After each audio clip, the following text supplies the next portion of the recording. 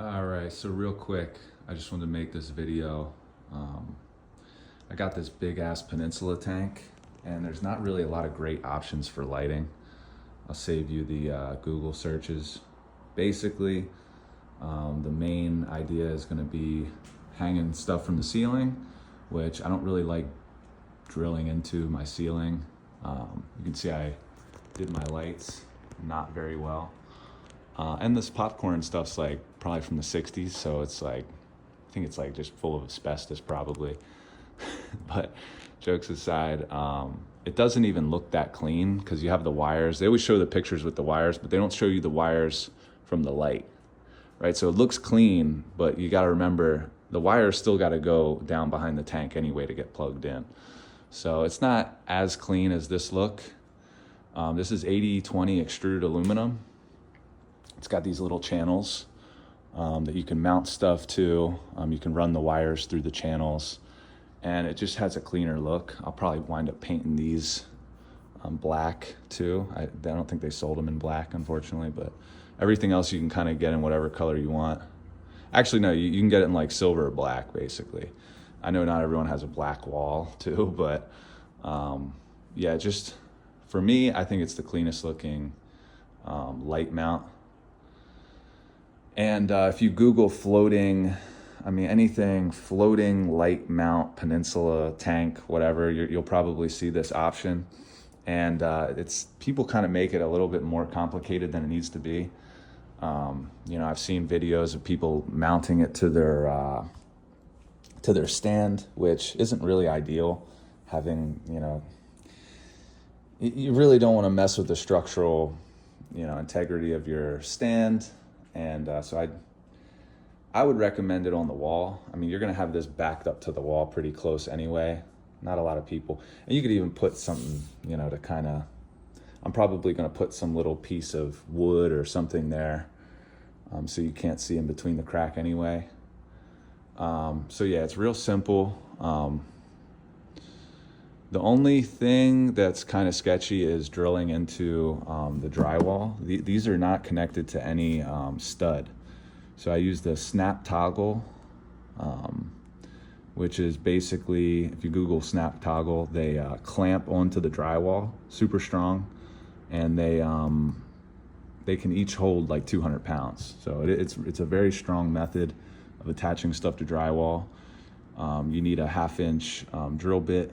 And then you can actually got these washers to make them fit. So that's really kind of the only complicated part is you got to order the 4 snap toggles, and then you have to get a couple washers for the bolts. You probably wouldn't need them, but it would be it's cutting it a little close. So other than that, I'll just show you exactly what I bought on my laptop here. Hopefully you don't see any actual valuable information you're gonna get from me, but I literally bought 16 bolt assembly, slide in. So you have the thing that slides into the channels there, and then you have the actual nut. So they come together. 16 of them was $16.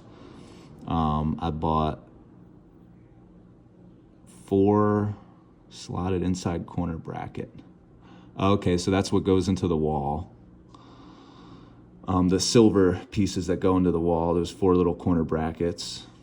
I bought 2 15 series ready tube 5-hole 90-degree angle. Okay, so that's the corner piece that holds the 90-degree angle. And then I had to get 2 pieces of the extruded aluminum, which one was 42 inches, the other one's 28 inches. They sell it by the inch. So that's literally the whole thing. You have to get the parts individually. It was pretty expensive. It's $192 for this stuff. But, these are the parts. If you go to 8020.com, if you go to their website, you can order all of this stuff. I don't have any kind of, I'm definitely not being paid by them, but it was pretty convenient, came really quick. Shipping and handling is kind of crazy. You're not going to get it better anywhere else. I looked on Amazon. It's still like $20 to $40 for shipping for some reason or another, but that's pretty much it, just to make a quick video for people thinking about doing this kind of light mount. I'll probably make another video later and show you the finished product, but I think it looks pretty good. I'm pretty happy with it. I don't know if I'm gonna do some kind of canopy. I might wind up doing a canopy, but I'm not sure yet. So yeah, very simple. You have this piece, you had the 4 corners, 2 of these, and then I got 16 bolts, which I've used 14 so far. 1, 2, 3, 4, 5, 6, 7, 8, 9, 10, 11, 12, 13, 14. And then I have 2 for my XR30s, which I'm gonna use the RMS mount, and I'm going to just stick them up in there. And it's a really good setup. Like I say, if I want it higher or lower, I just loosen these 4 and I can lift it up, slide it down. You know, if you want it to be angled up more, you can stick a couple more, what do they call these things? Washers, if you need that. And yeah, it's honestly the best option. So, you know, I'm definitely not a do-it-yourselfer type of person. And, you know, for me, this was like half a day install basically. Like I say, the only sketchy part was the snap toggles. You know, drilling into the drywall is always kind of a little weird, because you don't want to mess your house up. But, you know, you don't even really have to be that precise. You know, if like these are like that or like that, it's not that big a deal. Obviously you want them to be level, but they don't really need to be. So any beginner do-it-yourselfer can do it. Just order the parts that I just showed you, and that's really all you need. And then I'm probably they have end caps they sell. They have, you know, plastic that you can run to cover keep the dust and stuff out of the channels. So I'll get some of that off Amazon probably sooner than later. And that's it.